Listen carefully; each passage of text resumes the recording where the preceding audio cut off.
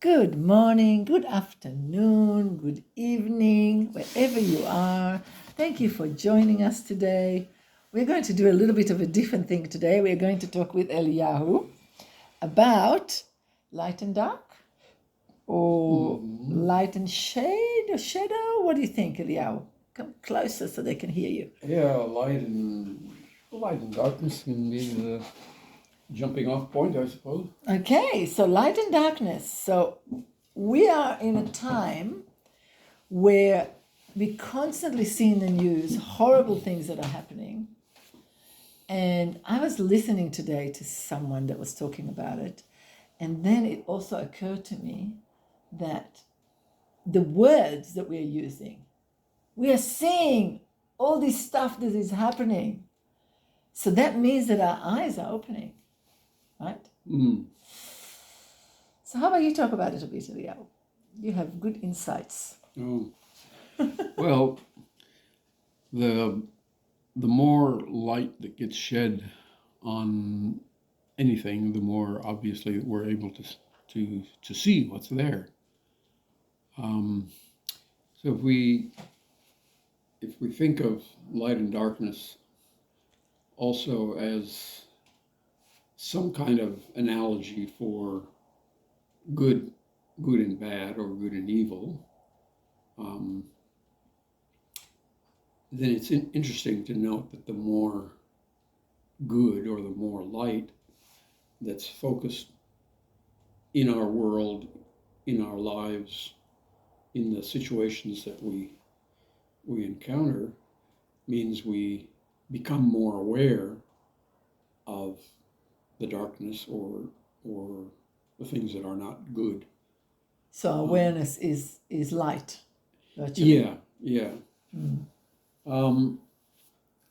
So just with that kind of as a theme or something, it's just interesting to reflect on news stories. I mean, these days we're seeing more and more examples of, in a sense, shocking news stories that are telling about, whether it's in science, whether it's in religion, whether it's in politics, whatever it is, how corrupt some of the major institutions in our world are. And on the one hand, one reaction would be to become depressed, or really unhappy. But I mean, they've been corrupt for a long time. It's not new. We're just suddenly realizing it. Yeah, and we're seeing it, which means if we can see it, we're capable of doing something about it. Yeah.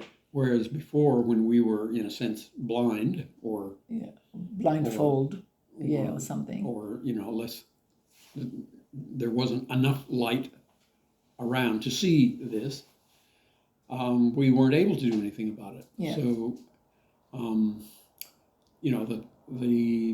the really horrific stories we read in the news, then, in a sense, gives us an opportunity as a human race that we've never had before, an opportunity to do something about it.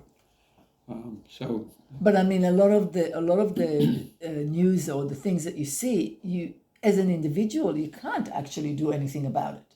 You can't change the government or do something else. It still comes back to you. I mean, you see it, and maybe you can. I think that we can do something about it. We can, within ourselves, say, I don't accept that. And even just with our awareness saying this is not acceptable, we already give more strength to whoever is in a position to do something about it. And at the same time, it gives us an opportunity to reflect on ourselves and to have a look at who we are, and find those little dark spots within ourselves, or shady spots within ourselves, that we can shade more light on and try and change.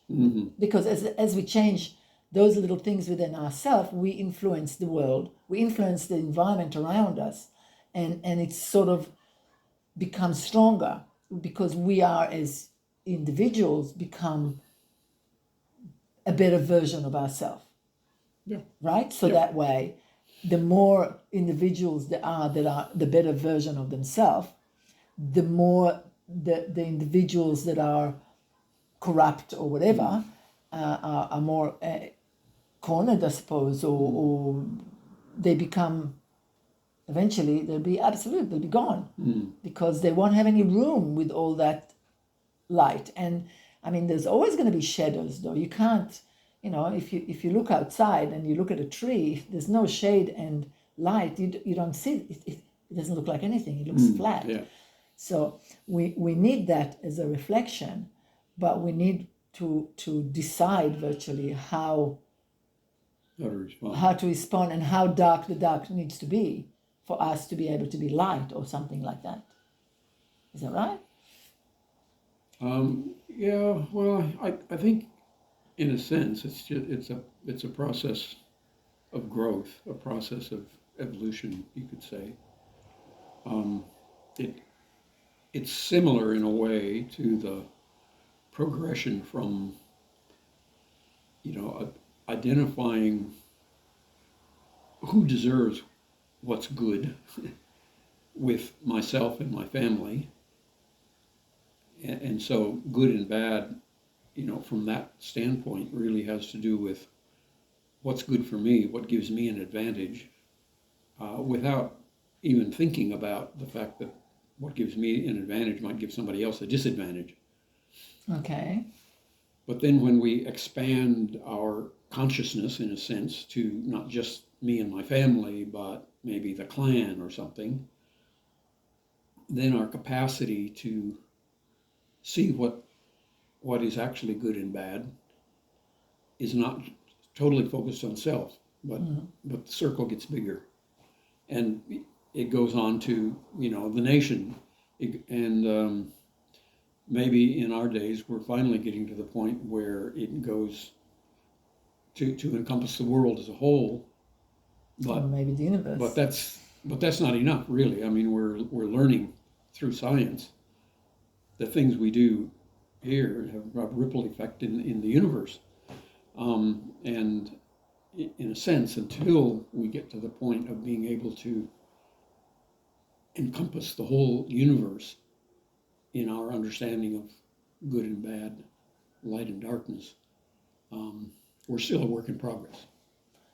You'll probably be a work in progress then as well, because when you think about it, like there is that balance that constantly has to be. We just also have to decide on that balance.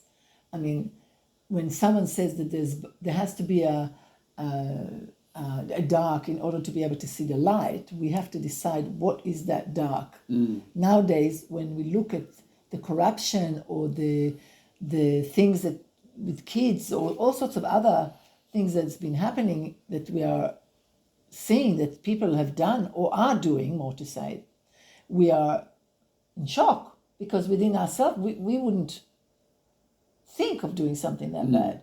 But do we need something like that to push us to become better people, or can we become better people without that horrific scenes?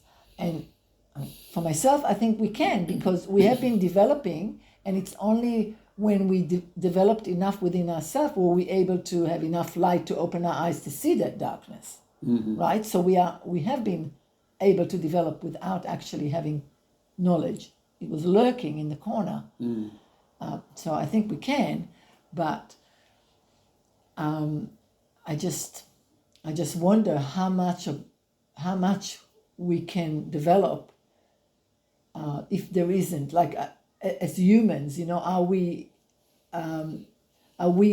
sort of designed to only open up when someone pushes us really, really hard, or can we unravel that design and create within ourselves beings that can actually develop when without that darkness? You know what I mean? Yeah, I don't know. I don't know if there's a clear answer to that, but whatever answer there is probably lies somewhere in the question of who's in charge in terms of our lives. We understand ourselves to be body, and soul, and more elements as well. But you know,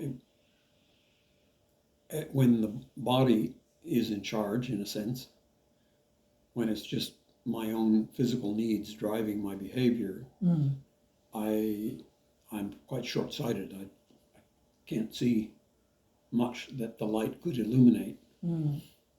But when I become aware that I am soul and I'm possessing this body, I'm using this body is here for my vehicular use in For this lifetime. experience, yeah. Yeah, and the needs of the body need to get met and so forth. They don't necessarily drive my behavior. I have much more capacity to see a bigger world and bigger possibilities. So what we are saying is that the thing we need to develop is our ability to be above the needs of the body. Our needs of the body are going to be secondary. They have to be met in order to stay healthy and in order to be able to hold that soul. But it is just that, like you look at a car that has to be looked after so you can drive it well, and that it's everything functioning. But it's not like that the car is the thing that we are worshipping. Yes. So we need to and that will add to our expansion, to our light being stronger and bigger and light everything that's around us. Yeah, I think so. Sounds really good. Okay, guys, this was a little discussion. Thank you, Eliyahu, very much. And I hope that we all can expand our light and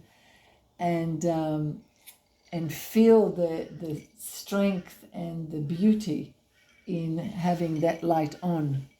So guys, turn on your lights. Remember, your emotional, mental, spiritual, and beyond can shine all around and create a much better world for us, for our people, for our planet, and for the universe.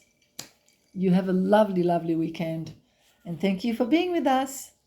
And bye.